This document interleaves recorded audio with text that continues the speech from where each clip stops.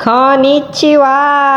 Ayan, another customer from Japan. Ayan po, ang very famous sa TikTok na si Mami Heart from Japan. Hello, hello. Kamusta ka na, Mami Heart? Ayan.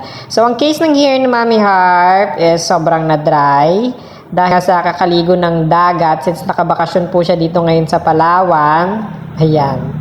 Makikita nyo talaga parang nagsabit-sabit na yung kanyang hair. And also, kung nakita nyo kanina, meron din siya mga white hair sa roots na kailangang i-cover. Dahil gusto niya, pag uwi niya ng Japan, parang bagong hair ulit. As in, refresh yung hair niya talaga. Dahil nga sa sobrang kaliligo ng dagat, na damage, na dry ang kanyang hair. Kaya ngayon, nandito siya sa Glamorosa Salon para ayusin o ipaayos ang kanyang hair at buhayin nating muli ang hair gamit ang ating mga treatment. Okay? So, ayan, pinaumpisahan na nating kulayan ang roots ni Mami Heart dahil nga po meron na siyang uban dahil gawa na rin ng sumpa ng kanyang edad pero dahil super looking young pa si Mami, hindi obvious sa kanya. Ayan. Okay? So, after niya, siya nga pala ang ating poging-poging stylist na si Sir Von ang nag-assist kay Mami Heart para sa kanyang hair color. Yan. So, nag-hair color muna tayo ng rootage.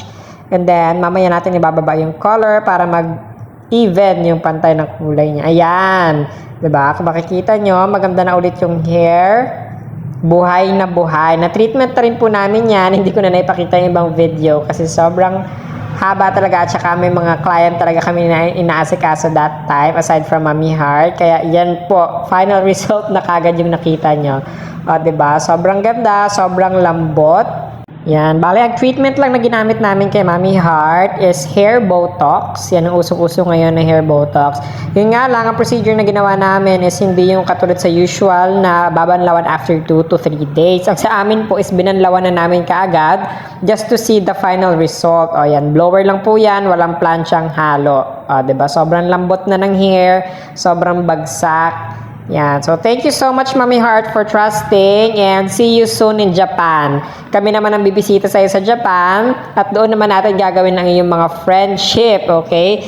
Thank you so much and ayan, thank you so much guys for watching. See you soon!